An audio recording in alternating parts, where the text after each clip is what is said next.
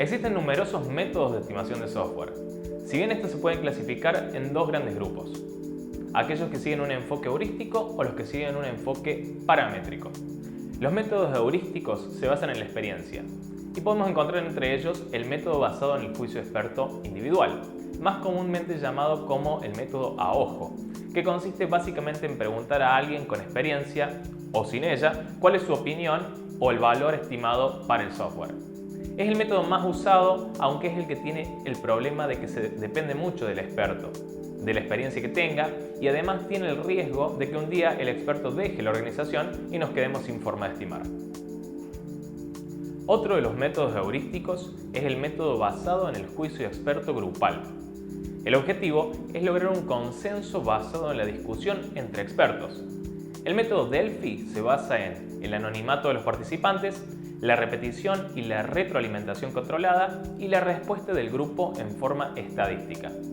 Basados en el método de Delphi, Barry Boehm y John Farquhar elaboraron la variante conocida desde entonces como Wideband Delphi, que se trata de una técnica basada en la obtención de consensos para la estimación de esfuerzos, llamada Wideband, porque a diferencia del conocido método Delphi, esta técnica requiere de un mayor grado de interacción y discusión entre los participantes. Wideband Delphi presenta los siguientes pasos para su ejecución. Como primer paso, un coordinador presenta a cada experto una especificación y un formulario de estimación. A continuación, el coordinador convoca una reunión de grupo en la que los expertos debaten temas de estimación. Luego los expertos llenan estos formularios de forma anónima y el coordinador prepara y distribuye un resumen de las estimaciones. A continuación, el coordinador convoca a una nueva reunión de grupo, centrándose específicamente en aquellas estimaciones donde los expertos varían ampliamente. Y finalmente, los expertos completan los formularios una vez más de forma anónima para repetir los pasos anteriores tantas rondas como sea necesario hasta llegar a un consenso. Finalmente, encontramos el método por analogía como otro método heurístico.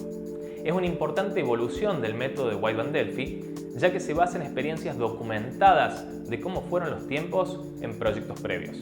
Este método compara el proyecto a estimar con proyectos terminados previamente que sean similares. Y aquí el importante aporte que disponemos de este método es la experiencia que se va guardando en una base de datos.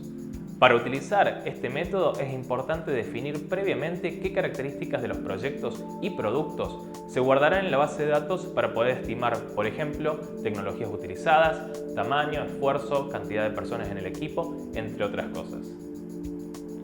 Los métodos paramétricos de estimación de software pueden ser, por ejemplo, el COCOMO, o Constructive Cost Model 2, que estima el esfuerzo, horas de persona del proyecto. Para estimar el esfuerzo requiere previamente una estimación de tamaño como funcionalidad, líneas de código, etc. Otro método paramétrico es el método SLIM, que es Software Lifecycle Management, que de manera similar contiene un conjunto de fórmulas de estimación de software. Estas fórmulas se extrajeron de estudiar grandes bases de datos de proyectos, observando cómo se comportaron las estimaciones de software y distribuciones de esfuerzo. Estos métodos sirven principalmente para obtener una estimación del esfuerzo y se basan en que exista previamente un cálculo de tamaño del software a desarrollar para determinar el esfuerzo del software. Los métodos paramétricos se basan fundamentalmente en la aplicación de fórmulas algorítmicas que tienen en cuenta parámetros diferentes para cada proyecto.